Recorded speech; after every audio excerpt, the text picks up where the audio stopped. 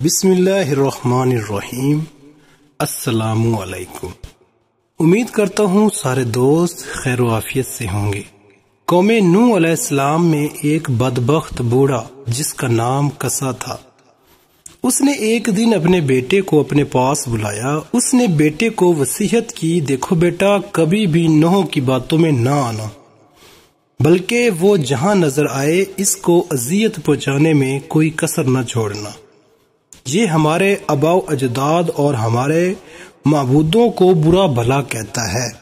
اس کے بعد وہ اٹھا اور اپنے بیٹے کو لے کر حضرت نوح علیہ السلام کی تلاش میں چل پڑا۔ اسے حضرت نوح علیہ السلام نظر آئے تو کہنے لگا، یہ ہے وہ شخص جس کے بارے میں تجھے نصیحت کر رہا تھا۔ یہ سحر و کذاب ہے، اس کی باتوں میں آ کر اپنے مذہب کی تکذیب نہ کرنا اور نہ ہی اپنے باپ دادا کے دین کو کبھی چھوڑنا۔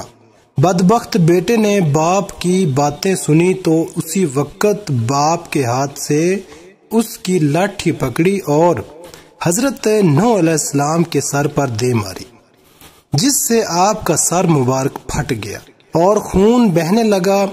آپ علیہ السلام نے بارگاہ الہی میں عرض کیا، یا الہی، میں نے اپنی قوم والوں کو شب و روز ہدایت کا درس دیا، لیکن انہوں نے ہمیشہ راہ حق سے فرار اختیار کیا۔ پھر فرمایا، اے اللہ، اگر تو ان پر نظر رحمت فرماتا ہے تو انہیں ہدایت کا راستہ دکھا، یا مجھے ان بلاؤں پر صبر عطا فرما، کیونکہ اب طاقت صبر ختم ہو گئی ہے اور ان کی حرکتیں برداشت سے باہر ہو گئی ہیں۔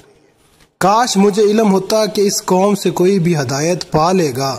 ارشاد باری تعالیٰ ہوا کہ اب تمہاری قوم میں کوئی ایمان لانے والا نہیں ہے، جنہیں ایمان لانا تھا وہ لا چکے۔ پھر ارشاد باری تعالیٰ ہوا، اے نوح، اب ہدایت پانے والوں میں نہ تو باپ کے صلیبوں میں اور نہ ماؤں کے ارحام میں کوئی باقی رہا ہے۔ تو پھر جناب نوح علیہ السلام نے عرض کیا، اے رب العالمین، خطۂ زمین پر کسی کافر کو زندہ نہ رکھ۔ حضرت نوح علیہ السلام کی یہ دعا قبول ہوئی اور عذاب کا حکم جاری ہو گیا۔ امام ابن کثیر رحمۃ اللہ علیہ نقل کرتے ہیں کہ حضرت نوح علیہ السلام کی ولادت حضرت آدم علیہ السلام کی وفات کے 126 سال بعد ہوئی۔ آپ کا شمار اللہ تعالیٰ کے ان جلیل و قدر انبیاء میں ہوتا ہے جن کا تذکرہ قرآن پاک میں فرمایا گیا۔ قرآن پاک کی 28 سورتوں میں آپ علیہ السلام کا ذکر خیر فرمایا گیا۔ آپ نے پیغمبروں میں سے طویل عمر پائی، اس کے باوجود آپ علیہ السلام کا کوئی دانت گرا اور نہ کوئی بال سفید ہوا۔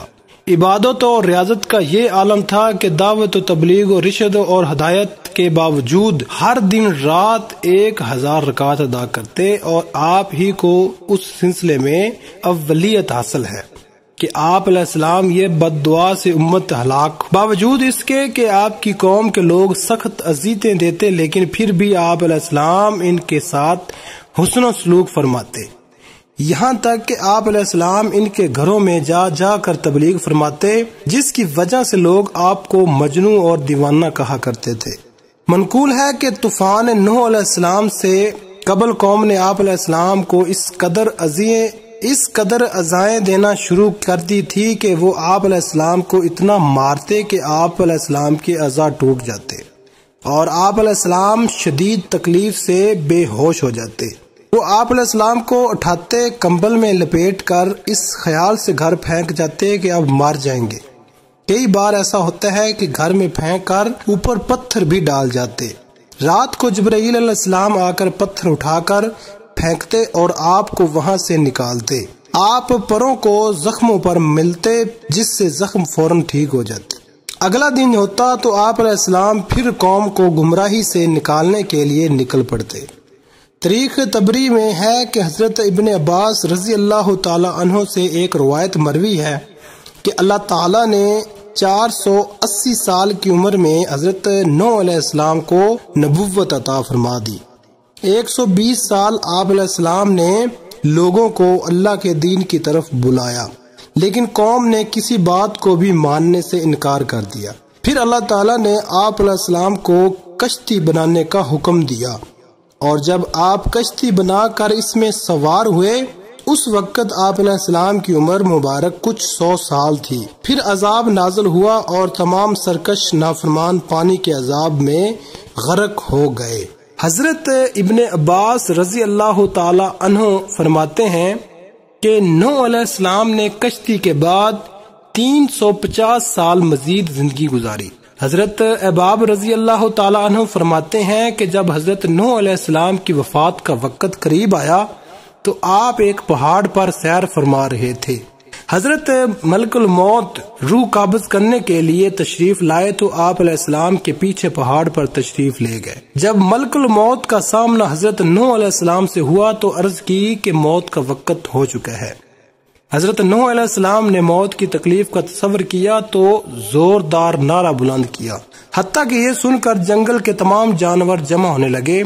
پھر آپ علیہ السلام نے ملک الموت سے برائے تعلیم امت فرمایا کہ مجھے اتنی مہلت دی جائے کہ میں اپنے گھر والوں سے رخصت ہو لوں۔ آپ کا یوں فرمانا اس وجہ سے نہ تھا کہ معاذاللہ آپ موت سے فرار حاصل کرنا چاہ رہے تھے، بلکہ آپ تو امت کو یہ درس دے رہے تھے کہ موت کا لمحہ آنے سے پہلے پہلے جو اچھے اعمال کر سکتے ہو کر گزرو، کیونکہ بل وقت انتقال کسی عمل کی مہلت نہیں ملے گی۔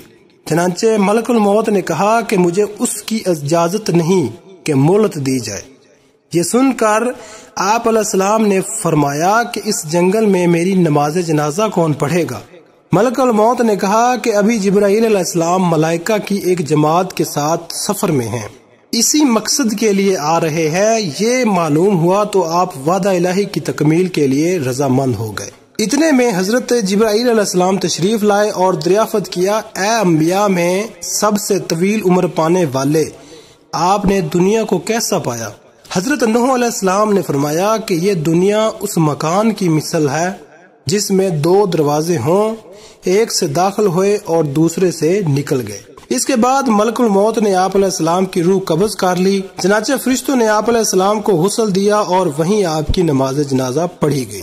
کہا جاتا ہے کہ افت آسمان کے مخلوق کسی کی وفات پر اتنا ایسا نہیں نہ روئی جیسا کہ آپ کی رحلت پر۔